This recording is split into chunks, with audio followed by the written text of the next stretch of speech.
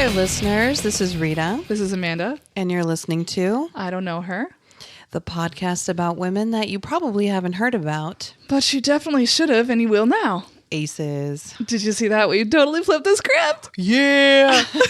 and if you noticed, gold star. Yeah, and that was the first take. Like, we didn't do that twice. That was surprised pretty cool. I actually got it out of the gate. I know. I was like, I can't believe we both did. Like, we totally switched Air it up. 5 right now. Boom. So recently we've gotten some feedback on our podcast, and I really like getting feedback from people. I think it's really helpful, like, to hear, oh, you know, I really liked it when you did this. These jokes are funny. That's not landing. It is helpful. Totally. It is totally helpful. But we've actually gotten the same comment a couple of times that I think is not helpful. Yeah, we've gotten a couple comments about our language that we use. That we swear. Our swear words. And I was a little shocked because I was like, the people that really do know me, people close to me, my friends, my family, they know that I swear like a fucking sailor. Yeah. I do a lot. And I do too, all the time. So I never really thought about it here because it's just me being me. And I don't know. I was really taken aback by it. Like, am I supposed to be something different, or am I supposed to present myself in a different way? Because I feel like when I use that language, I really mean it. Yeah. I also think that I understand if there are people who, like, for them, swearing is not typical and it's not how they speak and it's not what they like listening to. That's totally fine. That's okay. But when that's not who we are, like, we do swear all the time. All the time. All the fucking time. I think if I put a jar out, whoever got that jar would be rich. Yeah, we had a foster son, and he wanted us to do that, and I was like, no fucking way. I swear all the time, and that's just who I am. It's my house, you know that kind of stuff. I swear in 2 languages, so there's that too. There you go. I want to learn more of that. The thing I don't like about that, like, I get if, like, that's not your personal preference, but when you tell women that they should stop swearing, there's kind of a vibe to it that you're policing women's language. Mm-hmm. And I get that people are trying to be helpful and they think that, like, we'll reach more listeners if we swear less, but I don't really think that's necessarily true. Mm-hmm. You know, some of my podcasts that I listen to all the time that have tons and tons of listeners, are on the top 10 every week. Those people swear all throughout theirs as well. Mm-hmm. And I think that we also have kind of a prudishness in the United States about certain things. Yeah, I feel like it's taboo. Yeah, and to me, that doesn't make any sense. Like, it's 2019. My biggest question too is, like, when we got that comment is, would you care if we were guys? And would you care if we were men? Maybe, but I don't know. That one's hard. So. It is such a gendered comment, right? Like, women are supposed to be nice. Certain things. And they're supposed to be nice, right? Pleasant. Sweet. Respectful. And I think that we just don't ask men to do those same kind of things. And I think that even if you're the kind of person who prides yourself on being, like, open-minded and that you're a feminist or whatever, that might be a blind spot for you, you know, where you're not even noticing that you're asking a woman to change their entire, like, that's our personality. Like, this isn't just it's not like language is separate from our identity. Like, we both swear because that's who we are. Yeah. Without swearing, I'm a different person. I don't swear all day long as a teacher. No, neither do. I mean, I read a room. Yeah. If I see a certain, group of people that I obviously know are going to be uncomfortable with it, I'm not going to do it there. Well, you're not swearing when you're interacting with customers. No. Because when you're interacting with customers, or when I'm interacting with students, that's not my real self. Mm-hmm. That is my work self. That's my job. That's who I am. I put on a different aura, like, it's like putting on a uniform, right? My uniform language at work is different than my language at home because I don't wear my uniform at home. And I think that when we're doing a podcast, because we want to, and this is our personal pursuit. Mm-hmm. And I think that there's some aspects of that where people are like, maybe I don't like that part of you. Mm-hmm. I mean, that's what it kind of feels like. I don't like that you do that. And I want you to change for me. Yeah, it felt a little personal, which I don't take things that personal when it comes to the podcast, because I am looking for real positive feedback. And then I thought, well, that's just me. I was like, that's like a personal attack. Yeah, you're not commenting on the content or on the way it sounds, or you're asking us to be a different person. Yeah, and I can't change that. No, I won't. So, hey, listeners, if you're still sticking around and you are okay with the swearing, thanks. And I know that, like, I know that the people who said that to us, and again, it was different people, and each of us received the comment. Mm-hmm. I know they're well-meaning. Like, I do not think that they were trying to be malicious or hurtful. No. They were saying, you're going to appeal to more people if you don't swear. Mm-hmm. Maybe. Who knows? Who knows? I don't. If the swearing is what turns people off of learning about incredible women that we're talking about, then I'm not sure they were our target audience to begin with. Exactly. So I know they're well-meaning, but maybe keep those kinds of comments to yourself in the future. Okay. I agree. Now that we got that out of the way, before we start doing our women today, I just want to remind everybody we are still really looking forward to receiving stories about women in your life who've done something great. And when I say a story, I want to just clarify this. Write an email where you tell a story about someone and then send us the email. Mm-hmm. And I gave a couple examples, like of my physical therapist whose aunt created a device that helped women take bras on and off who are amputees. So that's the kind of stuff we're looking for. I have plenty of examples of women that I know who've done incredible things that deserve more recognition. And we just want to feature those kinds of women. Like, for instance, both my mother and my aunt were EMTs, volunteer EMTs. Oh, wow. Okay. Because in our little town, every firefighter, every ambulance person, every EMT, they were all volunteers. Nobody got paid for that job. And they have to go through hours and hours of training. And then you're on call. And if anything happens, you have to drop whatever you're doing. I mean, it's a lot to ask people to do for no money. And then you could potentially encounter things that are really upsetting. Yeah. So one night I was sitting in my kitchen. I think it was a Sunday night. I really distinctly remember it being a Sunday. And I was a sophomore in high school. And I always sat at the kitchen counter and watched television. And my parents would sit in the living room and watch their television. And because I sat in the kitchen, I had a great view of the outside of our house. And we lived on the main road that takes you in and out of our town. It's actually a highway, but once you get into town, it's the main road. It was First Avenue. Mm-hmm. And where our house is situated is there's a slight bend in the road. And for whatever reason, people would like lose control on that bend frequently over the years. And one night while I was sitting there, this car came around the bend and just went straight into a telephone pole directly across from our house. Oh, geez. And we heard it. It shook our house.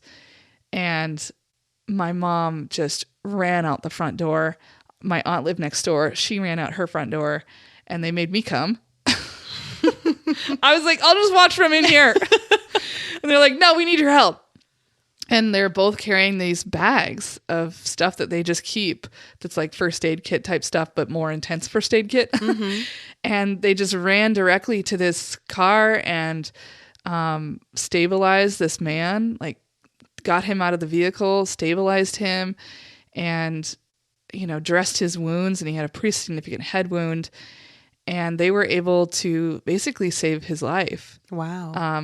Because he got immediate care before the ambulance could get there. Because like I said, the ambulance crew is volunteers. Mm-hmm. So they have to all get in their uniforms.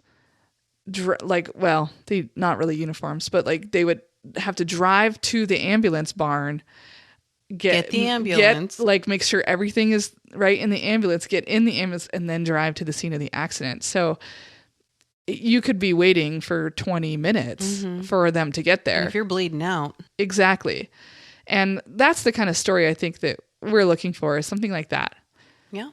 My mom opened the very first music store in the state of Montana. Wow. That's cool. I didn't know that. Yeah. And she was a woman, and that was a big deal. And there's lots of stories about how like people thought she was the sales girl when they would come in. No. So like, that's the kind of story we're looking for. Send us your stories. Significant accounts. I don't know her podcast at gmail.com. There's no apostrophe in don't, because Gmail doesn't allow that.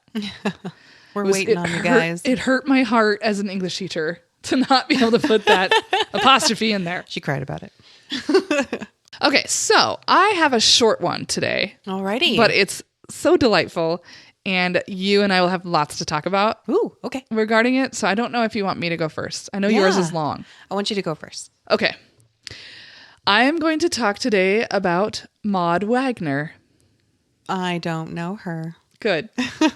She's America's first woman who was a professional tattoo artist. Ooh, okay. See, I knew it. Yeah. I knew it. Me and Amanda are tattooed a lot. Yes, we have lots of tattoos. I don't even know how many I have. I have like a half sleeve on my right, so I don't even know if that counts. I don't. As I one? have Does it count as one? Mini sleeve. I don't know. But I've got maybe 14. Yeah. 14 or 15 tattoos. My plan is to eventually have probably 2 sleeves. But so I have a half a sleeve on my right, and then I have tattoos on my left. But I want the whole thing covered. I'm actually like, I also want my chest tattooed. I eventually would like to get my thighs tattooed. Me too. Although that skin, Tender. yeah, that's real tough skin. Like I have a half sleeve on my right arm, and I have these leaves at the top that go into my armpit area a little bit.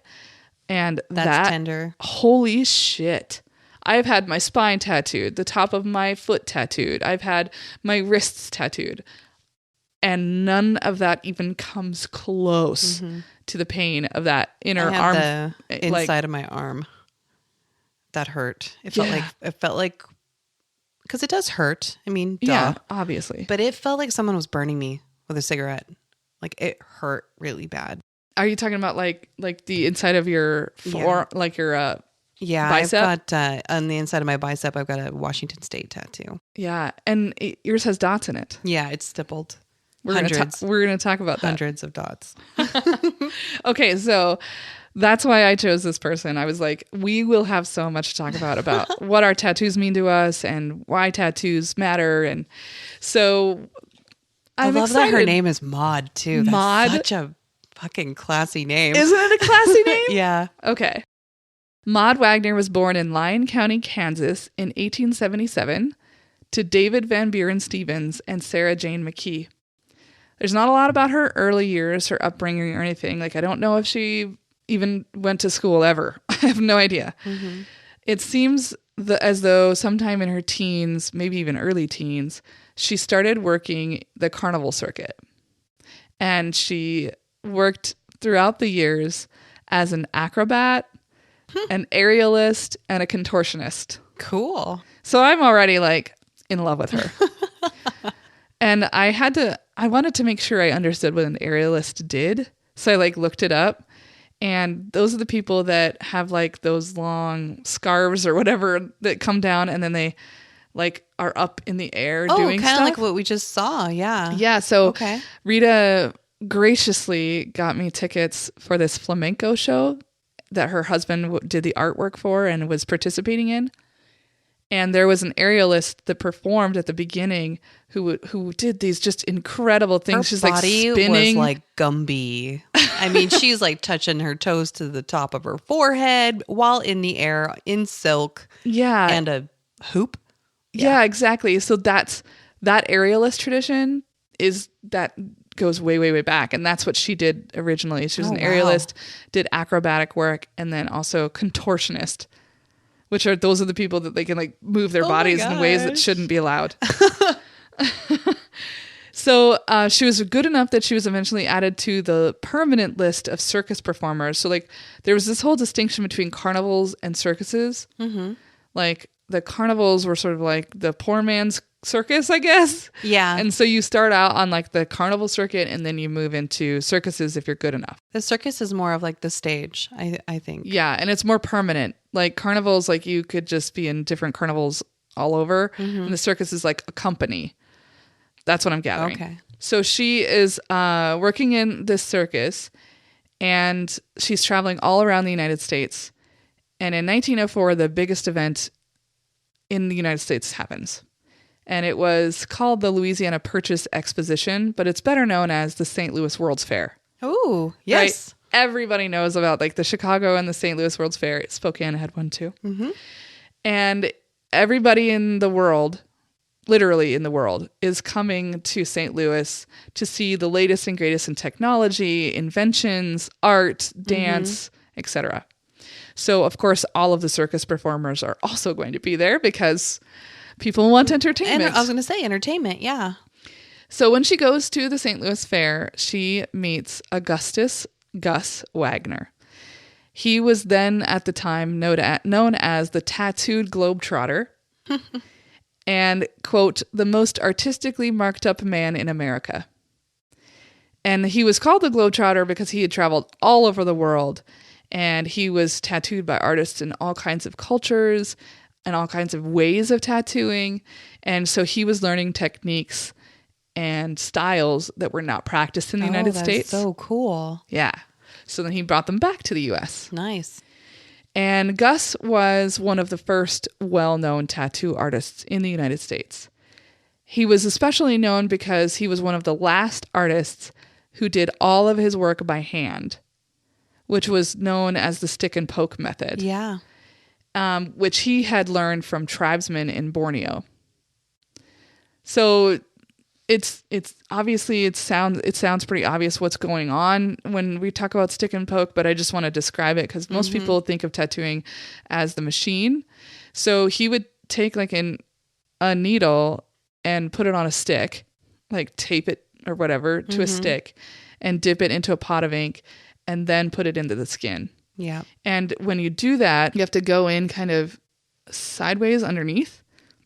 It's almost like diagonally. Okay. And it's slower. It's so much slower than if you use the machine. Well, yeah, because the motorized brings the needle up and down super quickly. So he's doing this with his hand. Yeah, and to make sure the ink really gets into the right level of your skin, yeah, you have to like really go slowly.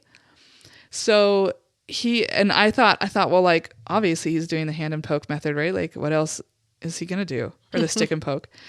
And that's not true because the first tattooing machine was invented in 1891. Oh. So it's 15 years later and he's still using this method. Doing this. Okay. And the invention of the tattooing machine was what helped spread the popularity of tattooing. Mm-hmm. It became more accessible. And Gus was he was a purist and he thought that the only way to tattoo and be tattooed was the stick and poke method. Mm. So Maud saw Gus saw Maud. And their eyes met across a room. It sounded like she was super intrigued by the tattooing. Mm-hmm. And I don't know if he was, I don't know. It was hard to read like what exactly was happening between the two of them because there's like competing stories. In one story, it was like he offered to teach her if she went on a date with him. And in the other version, she demanded that he teach her how to tattoo in order to date her. Oh. Like she was like, if you don't teach me, I will not date you. Which I think is... I like that version. I do too. I like the idea that she demanded it. So he wanted to tattoo her, so he used him tattooing her as like how to like teaching her. Mm-hmm. he also wanted to date her, Yeah. obviously. Well, it's like, plus you get to take off your clothes in front of each other and touch. Yeah. I mean, that's a great excuse, right? Exactly. And he was covered, right? Like I told you, he was the most artistically marked man in America. He was covered in like, from basically the base of his neck down. And reportedly she, agrees to go on this date if and only if he teaches her. So she does start learning from him, and because of his lessons, she starts becoming a tattooist herself. And of course, she's only using the stick and poke method because that's what he taught her how to do. Mm-hmm. And what else happens is that, like, after he does this first tattoo, and there's a photo of the very first time that she gets tattooed by him. Okay. And we have to put that on Instagram because it's so cool. After that, Maud kind of becomes Gus's muse, and he just goes to town on her body, like obviously with her consent. Yeah, so she's his canvas, basically. Mm-hmm. Okay. And she also was learning how to tattoo at the same time. And so some of her tattoos she did herself, which I think would be so difficult. That would be really hard. She has, I think she has her own name tattooed on her left arm. And I think she did that tattoo. Okay. I think she did that one. But I couldn't really figure that out because, like, in some article, it kind of made it seem like she's the one who did that tattoo. And then another one, it was Gus did all of her tattoos. And I was like, I think doubt he did all of them. No. So she became completely covered on her entire, like, torso and arms with his designs. And her tattoos were really what we would consider traditional at the time. Mm-hmm. So there were some patriotic symbols. She had monkeys, lions, snakes, bears, butterflies, and other kind of creatures on her, and her name on her left arm. She became so covered with tattoos that she actually left her work as an aerialist and began appearing as a tattooed lady. Okay. In, like, the freak show or whatever. Yeah. And as she was becoming known as the tattooed lady, and she would then also be tattooing, so her fellow circus performers were coming to her to get tattoos. Okay. They were like, oh, I want to be tattooed by Maud. And then people coming to the circus started lining up to get tattoos from her. Oh, side hustle. Yeah, so she starts becoming now she's becoming a professional tattooer. She's got clients. She's doing all kinds of tattoo work. And that makes her, at the time, the first woman in the United States to become a professional tattoo artist. Wow. And one thing I wanted to make sure I clarified is that doesn't mean that there weren't women who were probably doing tattoos, especially in tribes across the United States. But this is the first time recorded that there is a woman who's doing it, like, as a profession. Mm-hmm. And I think that's just the distinction I wanted to make. Okay. However, it is like the 1930s or whatever when she's tattooing. And at the time, the perception of tattoos, and especially tattooed women, is that they were, like, lower class. Women who were tattooed were prostitutes. Like, that's the wording that they use. And there was, of course, then a heavy stigma associated with being tattooed and doing tattoos. So Maud was, like, a total outsider in society. But I did some research on the history of tattooing because I wanted to know if, like, where does that come from? Yeah. That stigma. Historically, that was not the case. In fact, tattooed women have gone back centuries. It's not a modern invention. Egyptian women of high rank and royalty were often tattooed.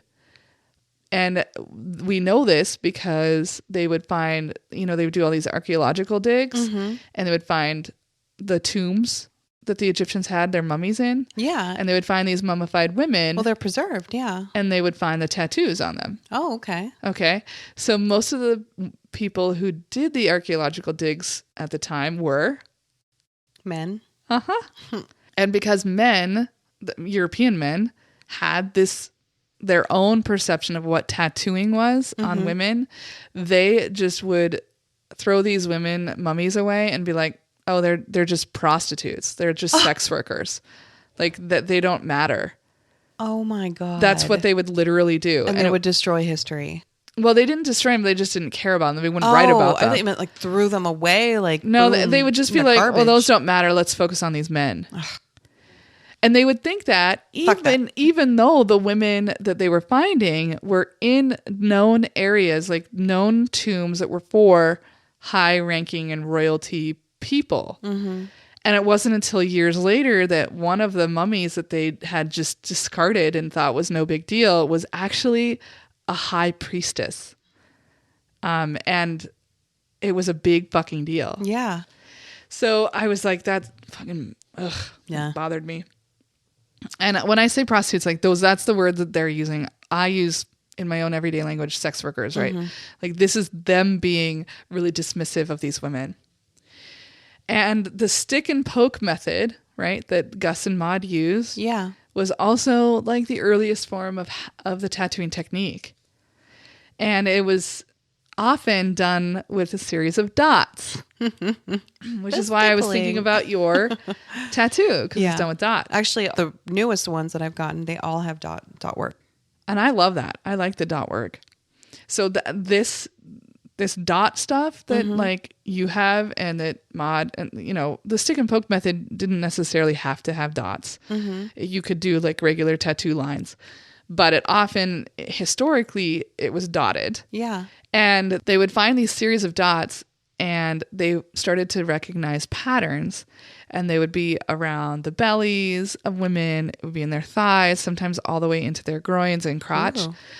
And now researchers are like, oh, we think that these were methods or patterns that were related to fertility, about pregnancy and birth. Interesting. And in some, they found like some guy who had like random dots on like his knees and elbows and ankles. It was the frozen guy. That's what I was just... The Iceman? The Iceman, yeah. He had the tattoos. Yeah. Yeah, I read that in the Nat Geo. They think that that guy is the oldest tattooed person that they found. He dates back to 5,400 years ago. Wow. Almost 5,400 years ago. And so they know that tattooing has existed for basically forever. Mm-hmm. And they think that his tattoos on his knees and joints and whatever was because they must have believed at the time that like it could relieve pain. Mm-hmm.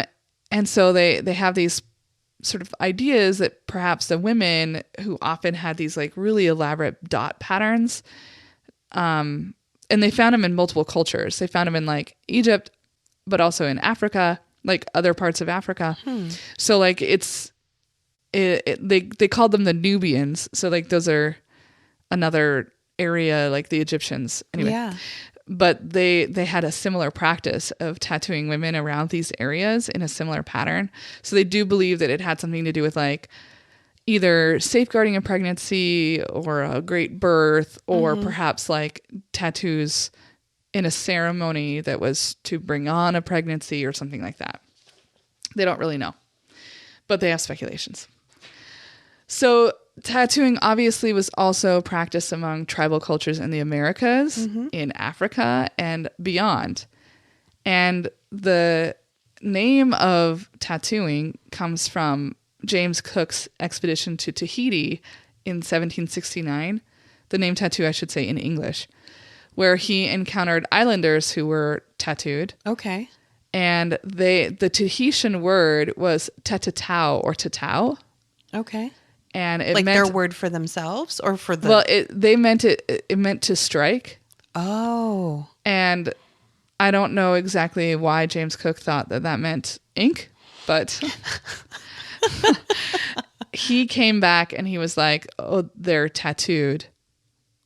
And that's like that became the English word for ink in the skin. Okay. Was after this explorer idiot who totally misinterpreted. Went to Tahiti.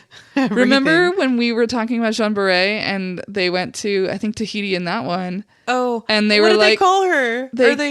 I can't remember the name, but they were like, oh, you're trans, basically. Yeah, you're one of the people that we've got, and then everybody knew. I was like, these Tahitians, they should have had they should have put like an artillery out there and just kept everybody out. But I think what's really interesting, so I talked about like the idea of tattooing being like this low class thing came from basically Western European ideals. Boo. But that wasn't always the case either, because there were tribal cultures all over the British Isles, like the Picts in Scotland. They had tattoos. Huh. In fact, the Picts were called like the colored people because they had so much tattooing on them. And so there were cultural identifications among basically every kind of tribal culture. And so the pagans in Europe were covered in tattoos until Emperor Constantine. Is he the guy that fucked it all up? Yes, he became a Christian. And so Christianity is what fucked it up. Oh, is it because your body's a temple and you're not supposed to blur? Yeah, Emperor Constantine banned the practice of tattooing because they disfigure that which is made in God's image. Okay. So that's when... So that philosophy translates to... Yeah, that's when everything changed. Yeah. Is when it became... like when Christianity took over. Mm-hmm. And it was like, you can't mark your body. That's against God. And that kind of puritanical fucking... Anyway, that's what ruins everybody's lives. When Maud is tattooing, obviously the misconceptions about women with tattoos are that they're immoral, they're loose, they're bad.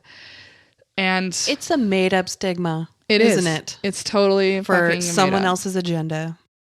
So when her and Gus, they get married, they're together, they end up having a daughter who they named Lavetta. Oh, that's which adorable. I really like. And by the time she turns 9 years old, they're teaching Lavetta how to tattoo. However, Maud was like, you are not allowed to tattoo her. Not yet. No, or no, period. She said, no, you cannot tattoo Lavetta, period. And he eventually, so the family moves on from circuses and they started performing in vaudeville houses, county fairs, amusement arcades. And because of this, I think they were trying to have more of like a home base so that Lavetta could have like a upbringing. Yeah. Because of this, they actually are credited with bringing tattooing from the coastal cities where it was really associated with like sailors and the sea culture. Yeah. Inland. So because they were in like Kansas and Oklahoma. Oh, wow. So they're the ones who started bringing it inside the interior of the country. Maud died on January 30th, 1961 in Lawton, Oklahoma at the age of 84. So Lavetta was never tattooed by her father, right? Mm-hmm. He died. And so when he died and she had never been tattooed by him, she just vowed that she would never get a tattoo if it wasn't by her father. And since he was dead, she was never going to get inked. Okay. But she went on to become a tattoo artist. Oh, wow. Okay. So she became one of the only tattoo artists in the world who was not inked. Wow. Yeah, I thought that was really interesting. That's fascinating. Yeah. And guess how she tattooed? The stick and poke? She sure did.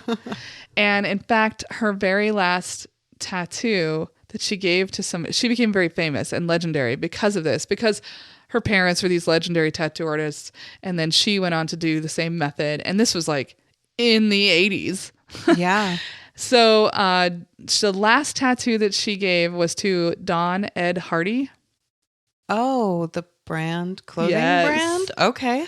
And you know how his designs... It's like a snake, isn't it? Or the banners and the swallows. But they look like tattoos, right? Yeah. Because he was obsessed with tattoos.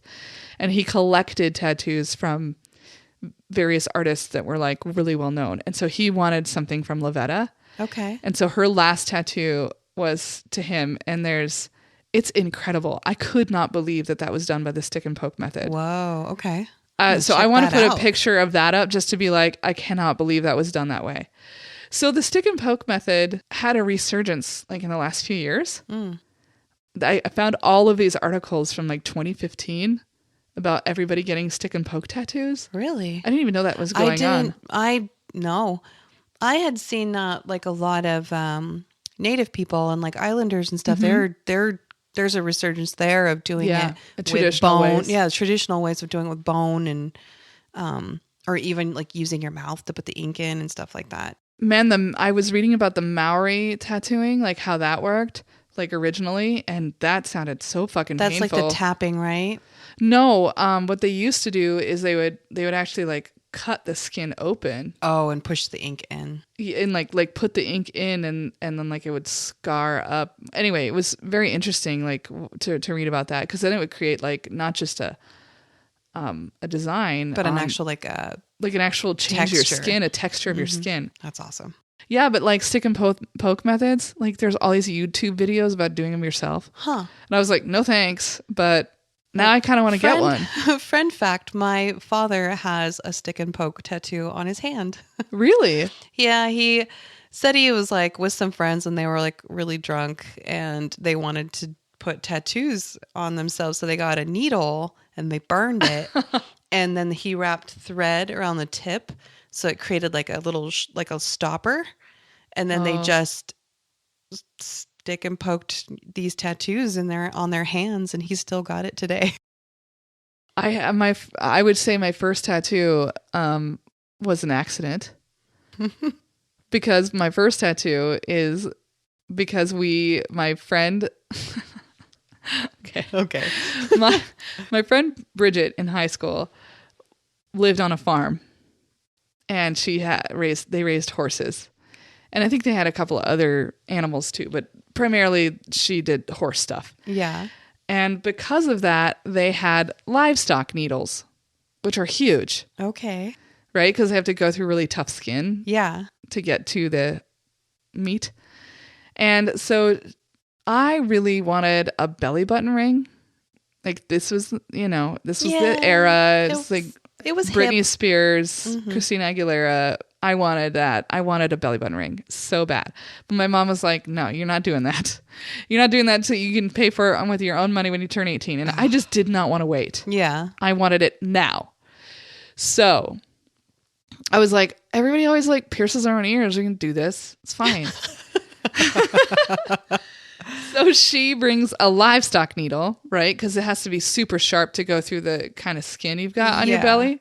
She brings a livestock needle, and they're sterilized when they come in the thing. So I was like, okay, that'll be great. Like, we don't even need to do anything to it. We just stick it through. But she starts putting it through my skin, and I was like, oh, no! So she pulls it out.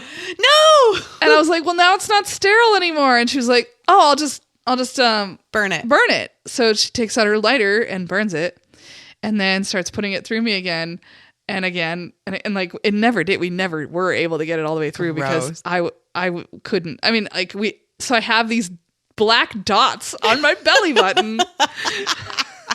Permanent, because I had no idea that was going to happen because I was fucking 16 and stupid. Where the black dot? What's the black from? From the lighter. The lighter? Oh, no. The lighter on the needle made it black, and I didn't think like, oh, that's going to be permanent. I thought it would like wipe off. Ugh. And it was, so that was my first tattoo. Oh, my goodness. It's just random ass dots around my belly button. Little sprinkle. So I did want to mention that the stick and poke method that I talked about is the preferred practice, as you kind of mentioned, among many tribal cultures, specifically the Inuits, who still perform facial tattoos on women. Yeah. And those facial tattoos often are recognizing like achievements or your family or other attributes that you might have that marks you. Like this, it's really like obviously very... It's an honor. It's very honor driven. So I really enjoyed researching her and researching tattoo. I spent way too much time on just like learning about the history of tattooing. It's fascinating. It is really cool. And I was really into like all of these various cultures and what does it mean in this culture and what does it mean over here and these people do it there. Every time I was reading about Maud, there was this other woman who would come up a lot. And it was the first white woman in America who was tattooed. Okay. Like, I don't know how they know that for sure, but she was like, I don't know if they know that she was actually the first, but she was the first prominently known tattooed white woman. And it was this woman who had been, her family had been like captured during a war between the whites and a tribe. Okay. and her family have been captured or whatever. And she was then traded or something to the Mojaves, and they raised her. Okay. And like she became Mojave basically. Mm-hmm. And so she had a facial tattoo on her chin. Oh, okay. Around her mouth and her chin. And then like eventually she left and returned to like white society. And everybody was just fascinated by her and like took her picture all the time. Because she had this face tattoo? Because she had this face tattoo. Yeah. And it's very bizarre looking. Like she's like dressed to the nines, like in those like, you know, sleeves all the way down and like collar all the way up and like tattoo. Huge skirt, and she got her hair done in that, like, you know how they would have the front taken up and then they would have ringlets in the back. Oh yeah. Yeah. So she's like all made up and then just has this like facial tattoo it's very bizarre looking. It's like culturally strange. Yeah. But yeah, she came up a lot as like this first tattooed woman, white woman. Oh, I forgot to tell you where I got my stuff. I used Tattoo Life. I love this site I've used a couple of times called the Heroine Collective. Ooh. Really cool. Got a whole bunch of cool women on there. A website called All That's Interesting, Open Culture, Inked Cartel, Wikipedia, and my favorite one was an article about the history of Egyptian tattooing on women in the Smithsonian Magazine. Ooh, nice. That was cool. Thanks. I really like that. Don't you love, so we've been getting tattooed. I mean, my first one was 17. When was yours? I waited. I got all my piercings out of the way first. Yeah. And then I was like, okay, now I'm ready for something permanent. So I think I was 22. My first one was shitty as fuck. Oh, I covered mine. It's on my stomach. Oh. And it's on the left side of my stomach. It's a heart with angel wings. Oh no. I know. And it's got a V in the middle of it for my last name. Or what was my last name, my maiden name. Which is funny because I just went from one V to another V, so it didn't even matter. And people used to tease me in high school. They're like, well, what are you going to do when you get married and you change your name? It's not a V anymore. And I said, well, I'll just find a guy with a V for his last name, which was really funny because I did. But it's like for my pregnancy, it got so stretched out and then like came back together, and it's like part of the heart's like saggy and the other part's it's got a ribbon right through it, just stretch marked out. I hopefully would like to get that fixed someday, but like the tattoos that I have now are so beautiful and like they're intricate and the depth, and of course they're expensive as fuck. Yeah. But it's so worth it. So I have this really shitty, this tattoo on my stomach was $45. Same, girl. Same. Garbage. My first tattoo was my ex-husband's initials. Oh no. But you know what? I was so funny. Like I intentionally did that because I was like, I wanted something really small to start with, but I put it on the inside of my left wrist. Yeah. And I drew it, and like they just did exactly the way I had drawn it. So there was like nothing, no input from the artist, blah, blah, blah. So I got that done, and my whole intention was to get it covered up someday. Really? I just wanted my first tattoo to be small, and I just wanted to know what it would feel like because I knew I really wanted lots of tattoos, and I knew I would eventually want a lot of tattoos, but I was like, maybe it'll be too painful. Like, I'm just going to try. The waters. I'm just going to do this little one. And I was like, that was so fucking easy. Why do people always talk about it being hard? And for some people, like Abby's pain tolerance with tattooing is way lower than mine. Like I don't really get bothered by it. Pain tolerance for my tattooing. It doesn't bother me until it gets to like really sensitive skin, or like, so my sleeve on my right side, there were times when they had to just redo like over and over and over in the same spot, and that fucking hurts. Oh, it's just that's just to really get irritated. I've found this artist now locally here in Spokane, and shout out to Gabby Graham. She's Venezuelan and she's a spitfire, and her artwork is beautiful. But she takes her tattooing very seriously. And a lot of people, not to say that not all artists do that, but to the point where she rejects people.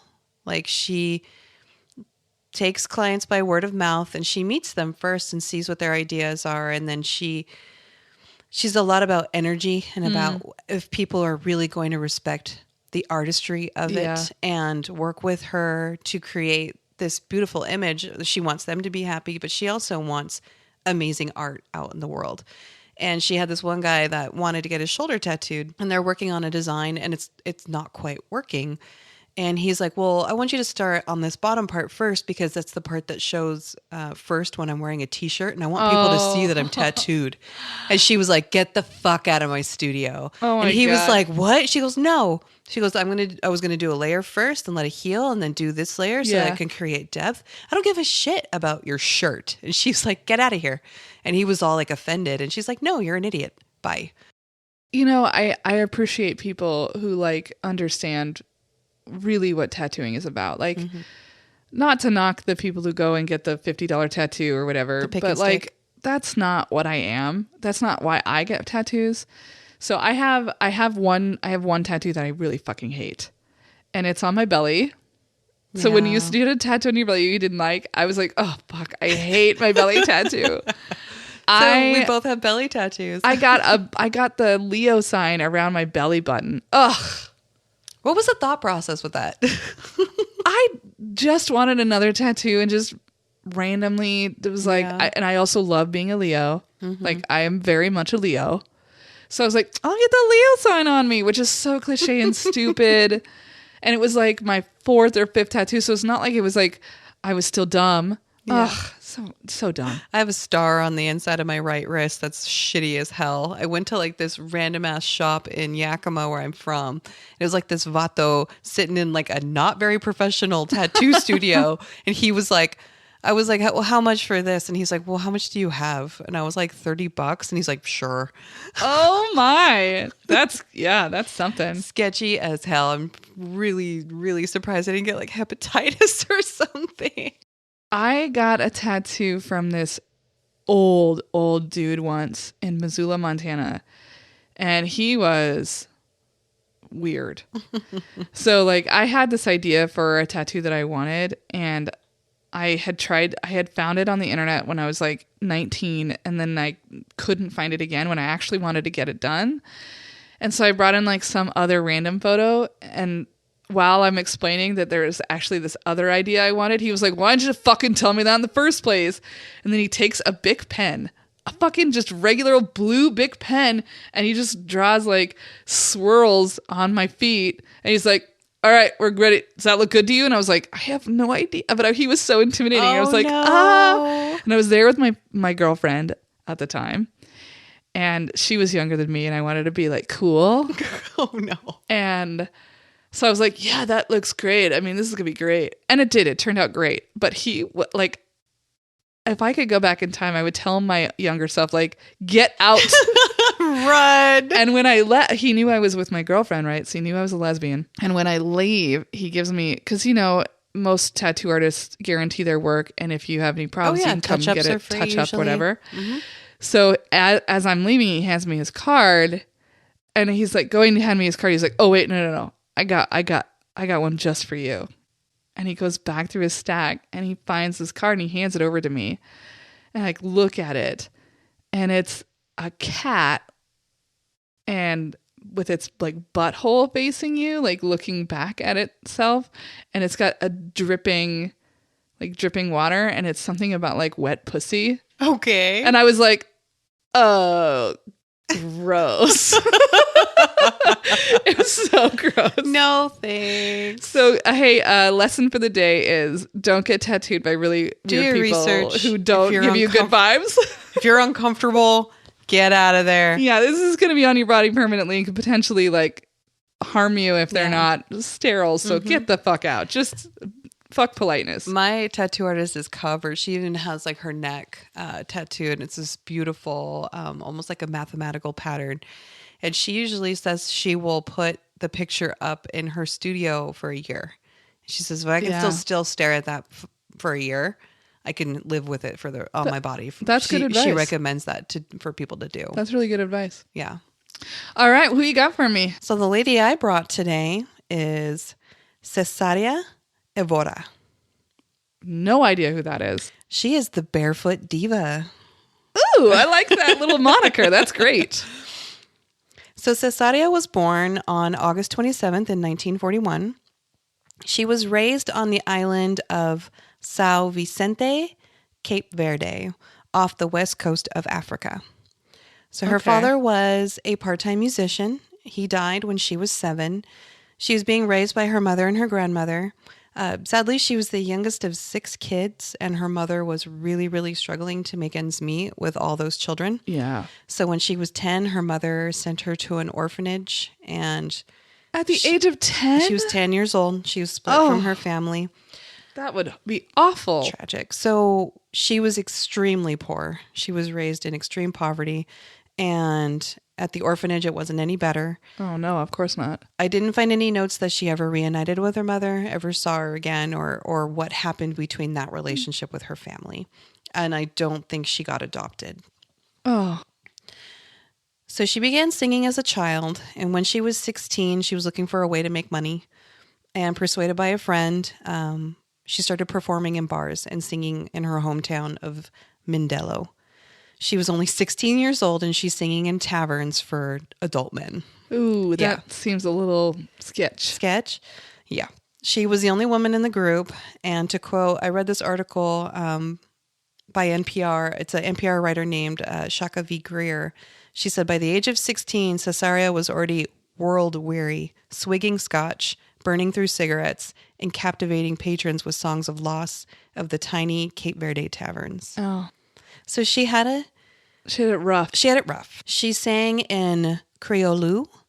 It's a Creole language mixing Portuguese with the West African dialects of her enslaved ancestors. Wow, that's really cool. It was really interesting. She was usually accompanied by guitar, piano, and it's called the cavaquinho. It's a 4-stringed instrument similar in size and sound of a ukulele. Okay. And it reminds me sort of what in Mexico they call a requinto, which is the same thing. It's a small little handmade wooden guitar. And it's got a really light, plunky sound, similar to like a ukulele. What year is this again? This is if she was born in 1941, So it's like the late 50s. late 50s. Okay. I was just trying to Picture. I was like, I wonder if there are recordings. She became known for singing mornas, which is a traditional Cape Verdean folk song. They're typically very sad. They're emotion-charged chronicles of the country's long and bitter history of isolation, of the slave trade, and the population loss due to the emigration. Because this island is right off the coast of Africa, the very upper top of Africa, it was used as ports to transport slaves. Yeah, to transport slaves. Yeah. And again, colonialism. Fuck. Man, white people. She also sang coladeras mornas, which is the same type of music that mornas are, but they're sung and played at a faster tempo. Okay. Kind of more of a sway dancey. She had the gift for elevating morna ballads. Her melodic voice conjured the beauty and struggle, the melancholy and the yearning of life in Cape Verde. To add to her original voice and personality, she often performed without shoes and always with a cigarette in her hand. She said it felt natural to perform barefoot since she didn't have any shoes growing up. Oh. Yeah. I mean, that's really sad, but that's actually like a cool tie-in. Yeah, that she wanted to feel like herself. Yeah, that's who Yeah. she is. That's her identity. Kind of like swearing is for us. Yeah. Fuck yeah. And 2, it's like she would play because it was a port town. And like ships would come and she would sing and perform on ships. And they were like, you have to put your shoes on. And she's like, nope. Ooh, I would want to have shoes on a ship. You have no idea. Those are diseased, covered in diseases. She wasn't going to do it. So she would eventually be called the Barefoot Diva. And that's how she got that nickname. And the Queen of Morna. Both names true to her and now a trademark. She said, with Morna, we try to explain everything about our country and our problems, our day-to-day life, and about our love, too. And although her music earned her a ton of fans, she was becoming pretty famous on the island. It didn't provide any financial success. Of course not, because we never pay artists. No. So Cesária was often paid in drinks and trivial tips here and there. She performed for sailors who arrived on the Portuguese cruise ships that docked in Mindelo. Yet people who heard her said that her voice was just unforgettable. She was a mother of 3, and she raised her children, it noted, mostly on her own. It didn't have a name of her husband. Or if she ever was married. Had a husband. I'm not sure. Yeah. I didn't find it. If it's out there, it's something I can correct. I didn't find it when I was researching. So in the mid-70s, she's struggling. She's having huge financial problems. She ends up giving up music altogether. Oh, fuck. I know. In 1985, there was a Lisbon-based Cape Verdean singer named Bana. He saw Cesária perform and invited her to perform in Portugal with him. So Bana at this time, I did some research on Bana. He was known at the time as the king of Morna and had been highly successful. He had actually been traveling. He had been performing. And he gets paid. Been recording. Okay. And he had been getting Just paid. so we're clear that he gets paid, but she doesn't. Yeah. And in the early 1980s, he was the first to record for a multinational record company named Lusa Africa, founded by producer Jose de Silva. So this would be the first time that Cesária would have the opportunity to even leave the island. She's never even left. Yeah, I mean, she's been so poor her whole life. So let alone be showcased for her music outside of Cape Verde. Her performances were really well received, and Bana's producer, Jose de Silva, saw her. He saw her perform, and he was immediately like, we got to do something with her. Yeah, like, let's sign it. She's fucking amazing. He invited Cesária to record at Luz Africa, and she was discovered at the age of 44. Whoa. Wow. Could you imagine like all that time just not... So you had said she left music for a while. So how did this guy even see her perform? If she did a random performance. Oh, so she just had like got up and sang one night. Her 1988 debut album was called La Diva a Pieds, the Barefoot Diva, and it was received extremely well. She had a follow-up album in 1990. It was not so much. They tried to change it. They gave her like this poppy kind of glassy glitter kind of thing. No, she's like 50 years old. And she was like, it wasn't her. And people didn't like it. Mm-mm. And so back to the drawing board, they're like, okay, let her do her thing, what she does best and what people are let her do some Mornas. So going back to what suited her, in 1991, she made an album called Mar Azul, which is Blue Sea. Cesária sang Morna numbers backed by a small acoustic group, and this allowed her vocal style to shine, and the French media started picking her up and just championing her. They were like, this album is freaking amazing. Huh. So the international record company BMG signed a deal with De Silva to distribute her albums. That's awesome. I know. So her following album, Miss Perfumado, in 1992, was backed by BMG fully this time. They had a campaign for her, and it sold 300,000 copies in France. Wow. Yeah. And this is what year again? 1992. Okay. So how old is she at this point? She's still 40, 1982. She was born in 1941. She's like 50 something, 51? In her 50s. Yeah. Wow. Like, that's 50s. Crazy. Like, get a record deal in your 40s. and like BMG signs her on when she's 50. Like, that's also really rare. Like a record company taking a chance on somebody who's older. Yeah. That's really awesome. And honestly, not really well known. Nope. Yeah. So her widespread popularity expands throughout Europe, and it skyrockets her and leads to her first international tour. So little Cesária gets to see the world. That's cool. In 1995, she records a self-titled album, Cesária, cementing her place as Cape Verde's Morna master. This album got her first Grammy nomination. Oh, yeah, that's for awesome. The Best World Music Album. She didn't win, but this album had an opulence of like guitars, percussion. They added violin. And for the first time, she really felt that her music was carried, to quote, with a celebratory quality. That even with the mournful Mornas, some moments call for dance and sway and pleasure, she said. Nice. So between this time and the 2000s, she continues to record albums and perform all around the world. She's still performing barefoot with her cigarette, even in the non-smoking performance halls. Where they're asking her to please not, and she's like, nope. Well, and it's like smoking kills your voice. I know. And your lung capacity. God. She needed her cigarette. So her international performances were always ended with a single goodbye, and she would leave the stage. Goodbye. Yeah. She was used to saying goodbye to the port people that she would never see again.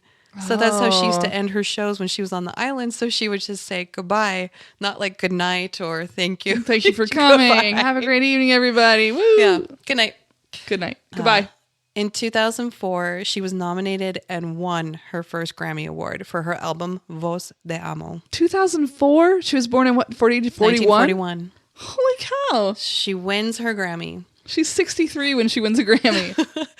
Her final album, Cesária Évora, and there's an ellipsis, is a 2010 album, and it was a collection of duets ensembled and collaborated with musicians from over 15 countries.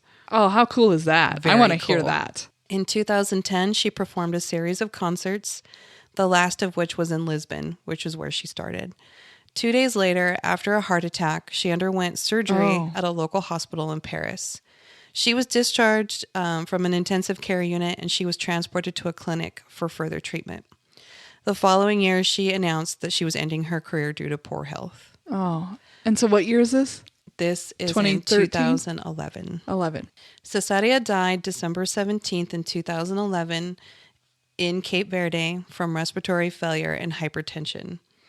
A newspaper reported that day before her death, she was still receiving people. She was still smoking. She was still barefoot, but she was home. Her home was actually really well known for always having the doors open, which I love. In 2003, she appeared on the Cape Verde stamp. They named the airport after her and multiple streets in that's Cape cool. Verde after her. Also, she has 2 species of fauna on the island named after her. And there is a butterfly called the Cesária Évora. And they also have, I know this sounds really weird, it's a sea slug that's native to the island, but it's really like brilliant. It's like really bright blue and green, and it's just this really vibrant colored, it almost looks like a sea anemone, like kind of like that soft kind of bright color. And that sea slug is named after her. She was noted on NPR's 150 Greatest Albums Made by Women. I got some information from her obituary in The Guardian. And Cesária is the 4th in an 8-part series done by the BBC called African Women Who Changed the World. Oh, that's really cool. Yeah. I want to watch that whole thing. It's super good. I watched it. The whole thing? You watched all of them? I watched the thing, yeah. Oh, man. I want to see it. There is a CesariaEvora.com. She's got her own website with photos from her past and her albums and things like that. Lots of information if you want to know more about her. I also learned a little bit from Explore Cape Verde, and I saw some pictures of the island. It is gorgeous. Oh, I want to go there now. It's beautiful for the people who can enjoy it. Probably not too much for the people who are poverty-stricken there.